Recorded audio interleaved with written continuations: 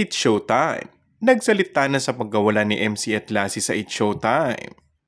Nananatiling tahimik sina MC Mua at Lassie Marquez tungkol sa issue ng pagkawala nila bilang co-host ng noontime show na It's Showtime. Dahil dito, sari-sari ang mga haka-hakang kumakalat. Isang may alam sa kwentong ito ang nagparating na di umunay kusang loob na nagpahinga sina MC at Lassie, kaya hindi na sila nakikita sa kapamilyang noontime show na napapanood sa GMA7, A to Z, All TV at Kapamilya Channel.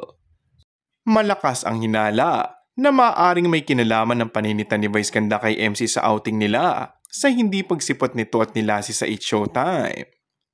Naging kontrobersyal at pinag-usapan ang vlog ni Vice na kinunan sa Coron, Palawan dahil sa kanyang paninita kay MC na hindi marunong makisama at palaging huling dumarating sa kanilang mga pagtitipon na magbakasyon sila sa naturang lugar.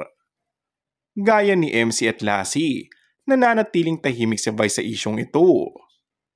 Hindi na ba nakaligtas sa mga batiko si Vice dahil sa masasakit at maanghang na salita na kanyang natanggap mula sa mga nakikisimpatya sa kanyang mga kaibigan?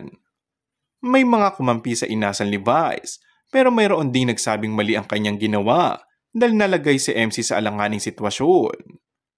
Hindi na nasilayan sina MC at Lassie sa It's Showtime ilang araw matapos lumabas ang vlog ni Vice.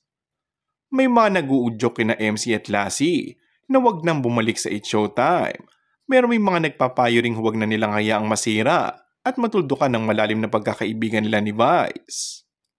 Ngunit ngayong araw ay tila tinuldukan na mismo ng pamunuan ng It's Showtime na mag-post ito patungkol sa mga present na host sa nasabing noontime show.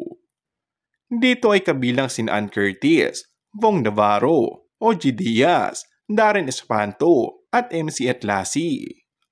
Sa madaling salita, ay pansamantala lamang na wala sa Showtime ang dalawa dahil nakalib ito.